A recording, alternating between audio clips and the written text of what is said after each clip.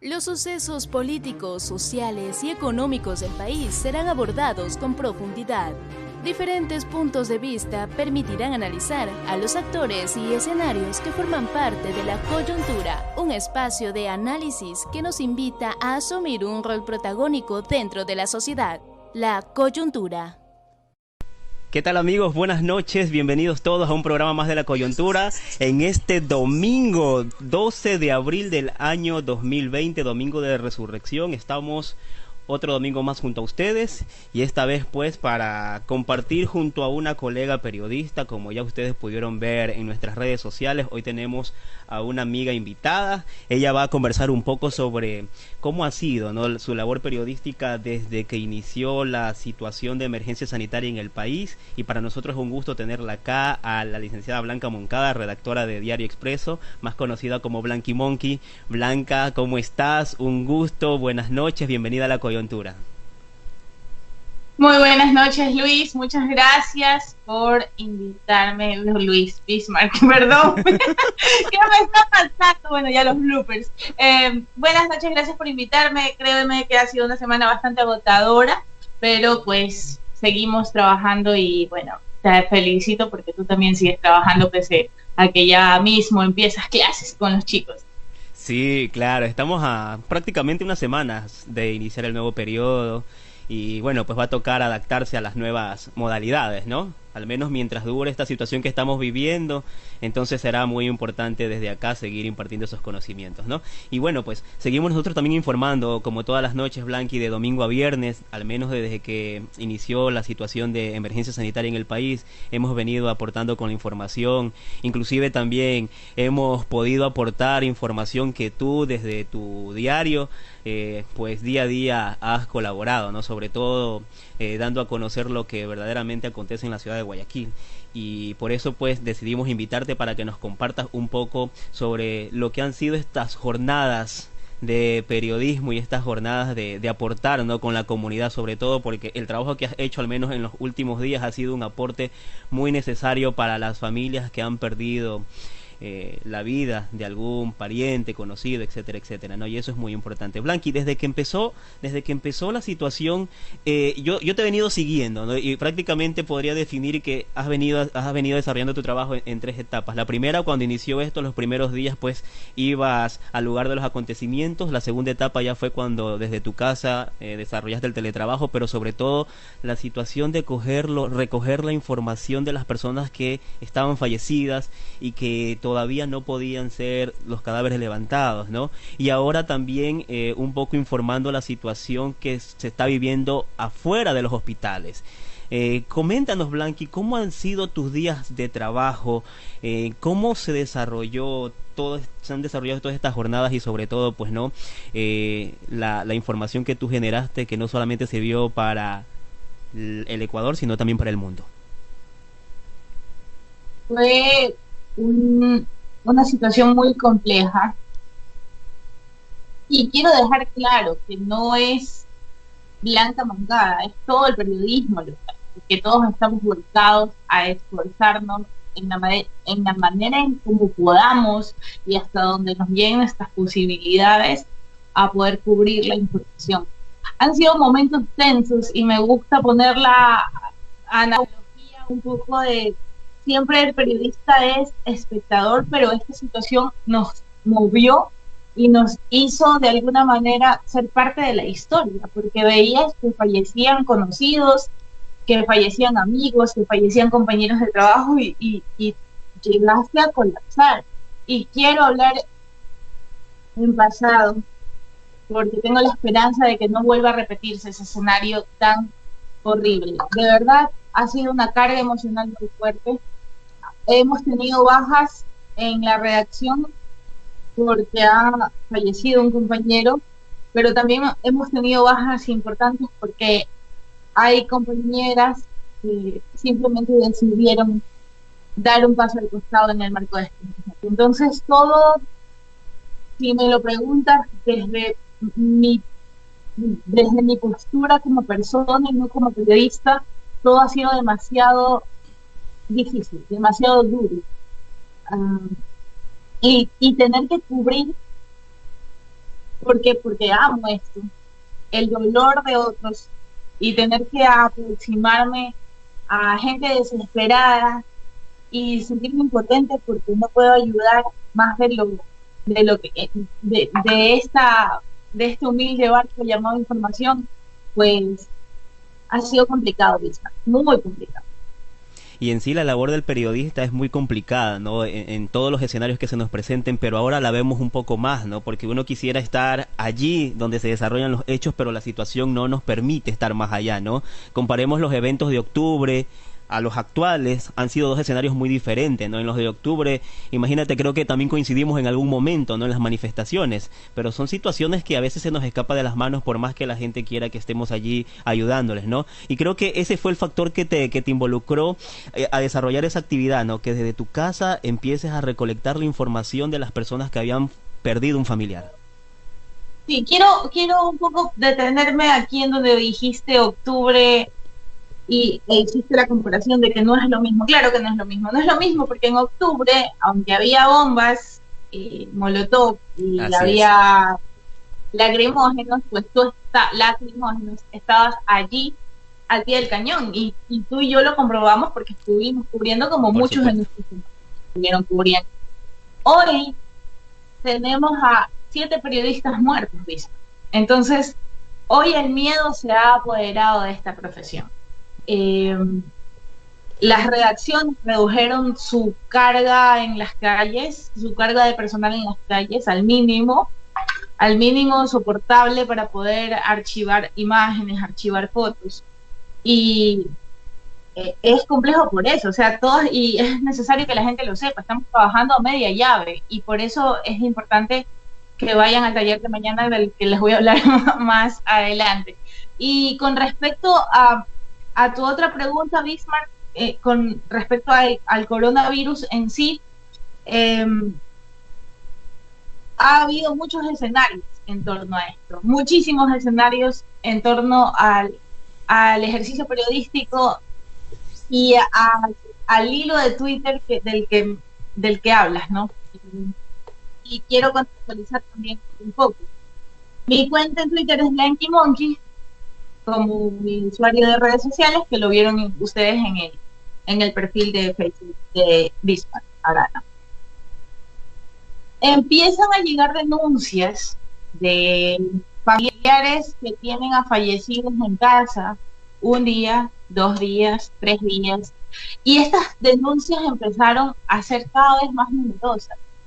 Y nosotros las recibimos, pues, porque se viralizaron en redes de conocidos o las recibimos en las bandejas de los grupos periodísticos de WhatsApp. Cuando vi que había demasiados, dije, pasa algo, pero vamos a esperar, porque claro, o sea, no podíamos como simplemente lanzarnos a algo. Elisa Robles, que es mi compañera, tomó algunas de estas historias y las publicó en Extra. Y yo dije, pero a ver, pero algo más pasa acá.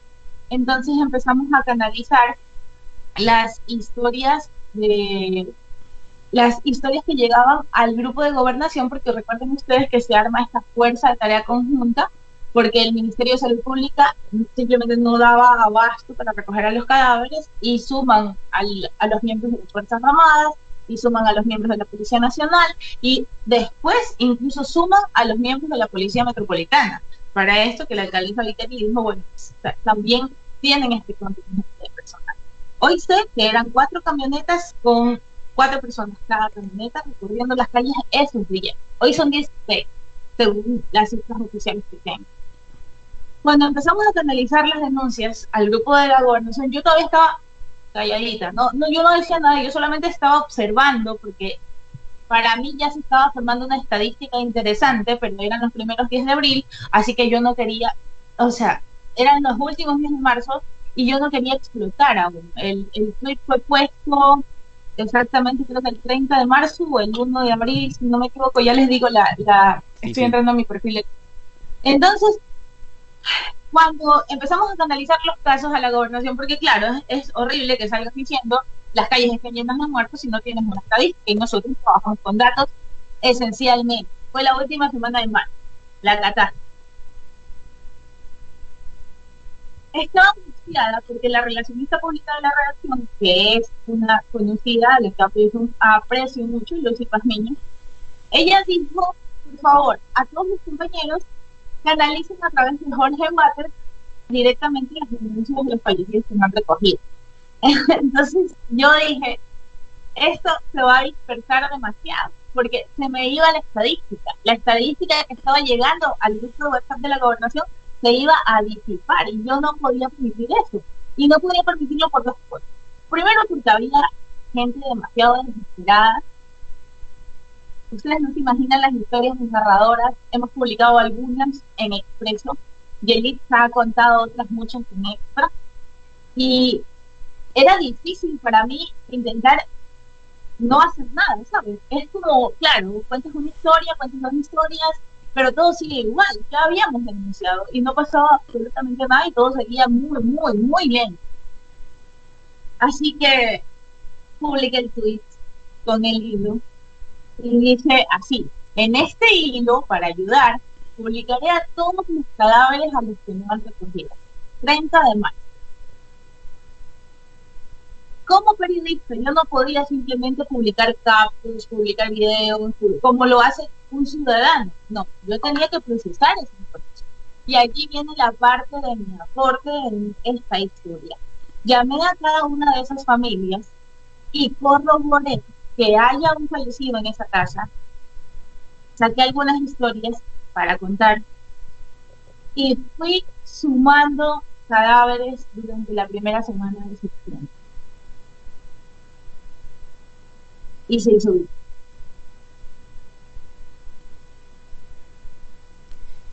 Blanqui, y de ahí cuando ya empezaste con toda esa información, te diste cuenta que efectivamente las cifras eran muy diferentes a la que el gobierno nos decía, porque hasta ese momento creo que pasaban solamente los 100 muertos las cifras del gobierno, ¿verdad? Y menos eran, ¿no? Ya, eran menos las cifras del gobierno. Y efectivamente lo que se evidenciaba en redes sociales y en los grupos de prensa en los que estamos involucrados era gente desesperada, que decía, tengo 5 días con mi papá, 3 días con el vecino, etcétera, etcétera, y que nadie, absolutamente nadie se acercaba, ¿no? Entonces, eso era de no creerlo, porque al menos nosotros no hemos vivido en los últimos tiempos este tipo de situaciones, ¿no? No se ha vivido. Entonces era desgarrador por un lado, indignante por otro lado y desesperante también, ¿no? Entonces ahí viene pues la labor también del periodista y ahí demuestra su lado humano, lado que lo demostraste tú y que sirvió de mucho porque eso fue lo que movió a la masa, movió a la gente y también mueve al gobierno. Tanto así que después de algunos días, ¿verdad? Tenemos al presidente de la República que ya se dio cuenta que ya no podían ocultar eso y dijo, hay que sincerar las cifras. Entonces en ese momento nos damos cuenta que verdaderamente el trabajo periodístico fue muy efectivo y sobre todo tu aporte fue muy efectivo. Y a pesar de que en el mismo discurso del gobierno, Blanqui, querían pues desestimar esa información diciendo que eran fake news, ¿cómo tú ves esa actitud del gobierno que ya prácticamente es la segunda vez, ¿no? Sucedió en los eventos de octubre y ahora sucede con la situación del estado de emergencia? Mira, antes de contestar esa pregunta, han pasado 3 situaciones determinantes después del tweet, además de esto de que hay que sincerar las cifras que dijo el presidente Lenin. Matías es un periodista que trabaja en la BBC y vio el hilo de Twitter. Todo va amarrado para poder contestarte la pregunta. Y él me llamó por teléfono y me dijo que qué diablos era eso. Y le conté la historia que acabo de contarles. Y Matías hace una historia de la lectura de lo que pasaba en Guayaquil, que creo que todo el mundo lo ha visto hasta hoy, en este momento todo el mundo lo vio. Y Matías me nombra como periodista creadora de un hilo para poder contar los cadáveres que el gobierno no estaba contando. Y a raíz de eso se despuntó y ahí viene el primer hilo, la primera situación fue Matías y la prensa internacional. Fue una puerta que se tumbó así, pero como un tsunami y que vino porque no lo esperaban. Y no quiero atribuir a eso porque había mucho contenido periodístico valiosísimo en la prensa local. Así es, Pero claro. el hilo alarmó a la prensa internacional, al punto de que cada uno de los periodistas que se contactó conmigo, y estoy hablando de periodistas de todo el mundo en serio, periodistas de Inglaterra, de Alemania, de España, de toda América Latina, de toda América del Norte, a preguntarme que qué era eso, que qué estaba pasando, que por qué, que si estaban quemando muertos. Claro, no estaban quemando muertos, eso ya todos lo sabemos, los de aquí. Y yo empezaba a explicarles. Entonces, cuando empiezan a surgir estos reportajes, para mí es gratificante porque de alguna u otra manera nos hicimos escuchar. Es la lectura que le doy y esa es la primera situación. La segunda situación era ver destruirse de alguna manera el discurso gubernamental que venía arrastrando a esto que dices vos, Bismarck, y es, todo es fake news, nos están haciendo daño, el correísmo está detrás, y puede ser, porque está comprobado que no hubo cadáveres incendiados en la calle, por ejemplo, pero sí que hubo féretros en las vías, cadáveres afuera de las casas, y eso no se podía ocultar, y de eso nadie hablaba, hasta la primera semana de abril, nadie hablaba. En el gobierno, me refiero. Eh, Cuando veo al vicepresidente de la República en una rueda de prensa con un semblante muy apagado, decir en cámaras, se han publicado imágenes que nunca debieron suceder, quiero pedir disculpas, yo dije gol. Yo dije gol porque en ese momento se comprobó que todo lo que habían llorado los ecuatorianos y sobre todo los guayaquileños no era una fake news. Que el dolor, el luto, la consternación de Guayaquil no era una fake news.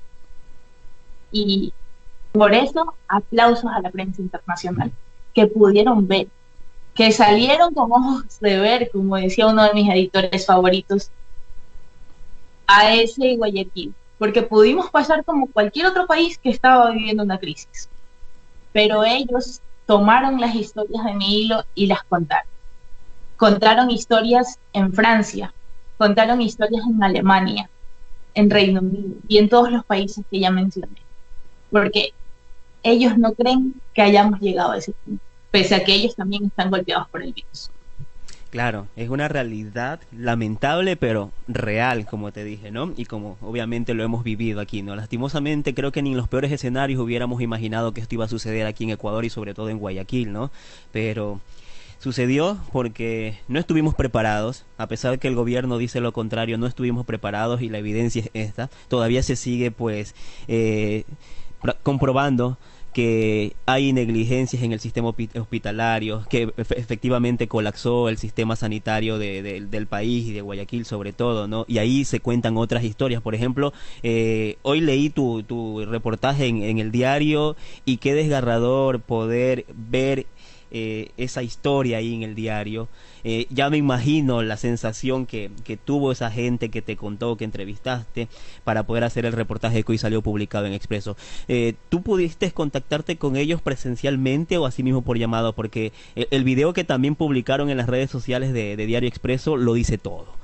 ¿Cómo fue en este caso ya? ¿Cómo entras en esta etapa una vez que ya la prensa internacional se da cuenta de lo que sucede en Ecuador, especialmente en Guayaquil, que el gobierno ya empieza como que a cambiar el discurso y se da cuenta que mantener el discurso de la fake news ya no le daba resultado? Ahora evidenciar esta situación que se da en los hospitales, Blanqui, porque son otras historias, son otras historias. ¿Cómo vives ese trabajo ahora contando estas historias? Los invito a revisar el reportaje, se llama Desesperación en Emergencias. Es importante hablar de dos puntos aquí y es como el reportero de Guayaquil durante el COVID. Nosotros estamos muy limitados en cuanto a movilización por toque de queda, porque el personal está trabajando, como ya les dije al inicio del video, a media llave, como decimos acá en Guayaquil, y por estas cuestiones. Entonces, meterte solo con una mascarilla quirúrgica, primero la mascarilla solamente es para que tú no contagies, pero no, nada te dice. Y meterte a un hospital así, pues es algo que no todos estamos dispuestos a hacer, y me incluyo.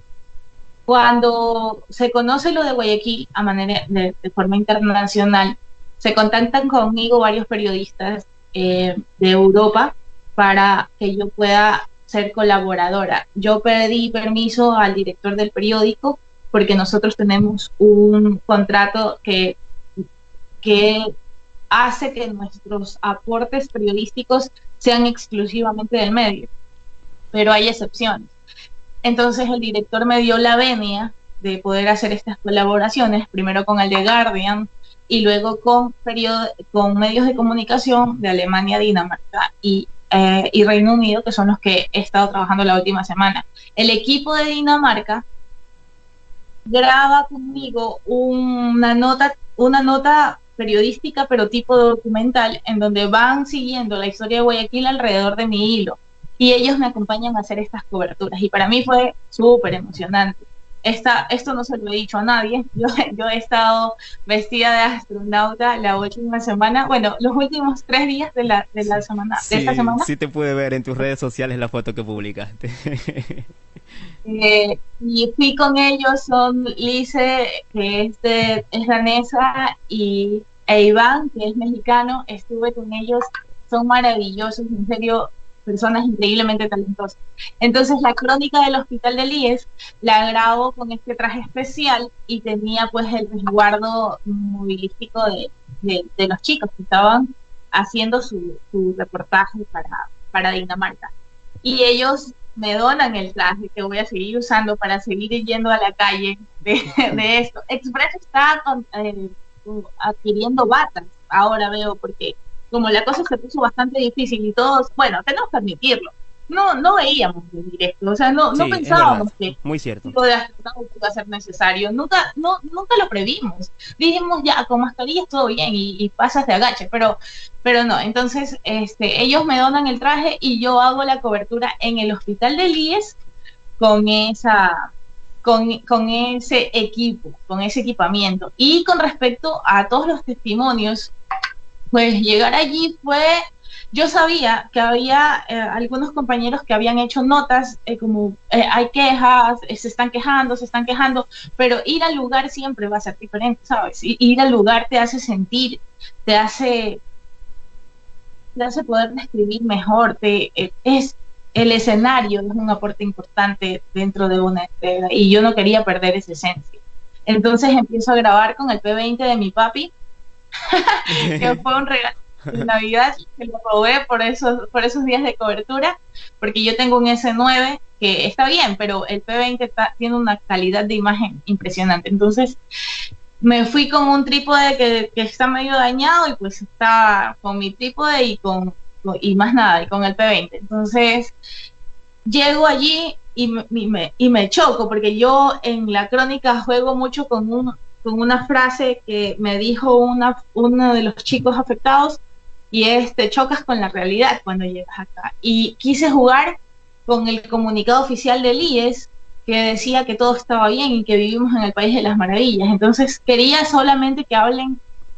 Esta fue una nota diferente porque fue una nota testimonial. Yo hice que, por esta ocasión, que casi no lo hago nunca, hice que el protagonista hable durante casi toda la nota, porque yo necesitaba que la esencia de los hechos esté a través de esas voces, que no haya una interpretación fuerte mía. Y vaya que el reportaje de hoy ha jugado mucho con el sentimiento de quien lo ha podido leer, y me he dado cuenta por las cosas que se comparten, por los comentarios que ha tenido el video en YouTube y pues en todas las redes sociales de Expreso. Es una de las notas más leídas hoy, y estoy de verdad muy satisfecha porque nadie estaba escuchando a esa gente. porque nadie sabía o sabían muy poco el contrabando que hay con el oxígeno en Guayaquil, con el tanque de oxígeno. Nadie sabía o sabían muy poco porque lo vieron en un capture que un paciente puede estar hasta 3 días esperando una cama, ¿sabes? Y creo que allí también está nuestra labor, o sea, Exacto. cuente lo que pasa, tú estás escribiendo la historia, siendo periodista estás escribiendo la historia de hoy. Y eso fue la nota de hoy. Fue muy fuerte emocionalmente, pero he tenido notas más fuertes que voy a ir sacando a lo largo de la semana y no les quiero spoilear, pero sí. Hay que estar pendiente entonces de esta semana, entonces las notas de Blanqui Monkey en Diario Expreso, ¿no? En época de fake news, Blanqui, en donde las redes sociales prácticamente se convierten en protagonistas, en donde la gente quiere aportar de alguna u otra manera para que la información no se oculte, ¿verdad? Muchas de las gentes que estamos viendo son comunicadores en proceso, otros ya son comunicadores y necesitan, ¿no? Tener esa experiencia que tú estás contando, también pues escuchar un poco de cómo generar ese reporterismo ciudadano y que eso que se genera sea aporte y no se convierta en noticia falsa que últimamente forma parte del discurso del gobierno, forma parte del discurso del poder político, ¿no? Y a veces pues cuando se llega a eso la información incluso es coartada. ¿Qué recomendaciones tú darías a la gente que nos está viendo, a la gente que te sigue, para que esa información que busca un aporte verdaderamente se convierta en ese aporte? Bien, es importante en este momento hacer una pausa para poder decirles que el día de mañana, para los que están viendo el video hoy y hoy, para los que lo van a ver mañana, será 13 de abril, pues que por eso mismo que vivimos esta semana, yo creí necesario hacer un seminario gratuito en web para desmitificar la información, o sea, para darles herramientas para que ustedes puedan captar una noticia y que, como dice mismo, que no pueda ser confundida con fake news. Y por eso mismo, el experto en redes Cristian Espinosa, que maneja la cuenta Cobertura Digital en Twitter, me dijo, yo te apoyo y pues vamos, unimos fuerzas y mañana, o sea, en Instagram el 13 de abril y en Facebook el 14 de abril a las 8 de la noche, nosotros vamos a dar el seminario web gratuito contra las fake news con 2 temáticas. La primera, que la va a dar Cristian Espinosa, es cómo no caer en las trampas de las fake news para que ustedes no puedan compartir, o sea, que no compartan información falsa, y cómo hacer reportería ciudadana sin que tu contenido sea calificado como falso. Y bueno, y para el programa La Coyuntura, les voy a dar un pequeño adelantito de esto que voy a ampliar mucho más en el seminario que vamos a tener. Cuando tienes a la mitad del contingente de periodistas guayaquileños en la calle, hay muchas cosas que se escapan y allí aparecen ustedes, los ciudadanos, que yo de verdad los adoro y los respeto, porque son geniales y porque siempre quieren ayudar. La información que ustedes generaron durante toda la semana catastrófica fue impresionantemente valiosa y tienen que ser aplaudidos, pero no fue técnicamente lo mejor. Y está bien, o sea, ustedes hicieron lo humanamente posible. La próxima vez que graben un acontecimiento, ustedes tienen que dar todos los elementos que cuentan, que contiene una noticia, y que son el qué está pasando, el por qué está pasando, el cómo está pasando, el cuándo está pasando, y quién lo está grabando o quién lo está viviendo. Hubo muchos videos en donde ustedes veían a alguien con un ataúd detrás y decían, miren, esto está pasando en el suburbio. Y hay muchos videos así. Esto está pasando en el suburbio. Vengan a sacar auxilio. Y ya. Es como, o sea, me llega eso a mi WhatsApp y yo qué hago con eso. Primero pregunto, ¿dónde es la calle? O sea, de verdad. Entonces el dónde tiene que siempre estar allí en el video grabado: soy Blanca Moncada desde mi casa hoy, la noche del 12 de abril, y estoy haciendo un video en vivo con Bismarck para enseñarles a ustedes a reportear. Eso básicamente es el contenido. Ahora, si ustedes a esa denuncia ciudadana en video o en foto o en lo que sea que hayan grabado, si pueden hacer ambas, mejor, nosotros les damos los créditos y chévere. Si pueden a eso añadir un número de contacto, pues impresionante, porque a veces ustedes comparten cosas desde sus Facebook y o desde su Instagram o desde alguna red social, solo WhatsApp, y se lo pasas a un amigo y dices, oye, mira, esto está pasando aquí, pasaste los contactos. Bien, no podemos llegar a la fuente inicial, y de allí vienen algunos problemas. Miren, en mi experiencia propia, lo del hilo fue una tarea de hormiga en realidad, porque llegaban fotos y llegaban capturas de WhatsApp y decían: mujer fallecida en el recreo, por favor, tiene 4 días, la familia desesperada, vengan a verlo. Entonces yo escribía a la frente que había puesto el video y le decía: oye, ¿cómo te llamas? Disculpa, tú conoces a esta familia, puedes darme su número de teléfono para poder completar la información. Entonces, si ustedes quieren seguir haciendo ese tipo de aportes desde la ciudadanía, pues tienen que hacerlo bien y tienen que ir al seminario que vamos a dar con Cristian mañana. Quiero agradecerles en serio. Sin esas denuncias audiovisuales, sin todos esos mensajes de voz, sin todas esas capturas de pantalla que desesperados querían ayudar a otras familias, pues no hubiera sido posible nada de esto, en serio. Y ustedes seguirían sufriendo como antes. Gracias al universo existe la tecnología hoy. Gracias al universo, el vecino, si tú no tiene celular y puedes ser parte de la historia. Otro consejo, y antes de terminar esta parte, pues siempre graba en horizontal. Cuando los canales de televisión agarran tu video, necesitan el formato del celular acostado, no el celular.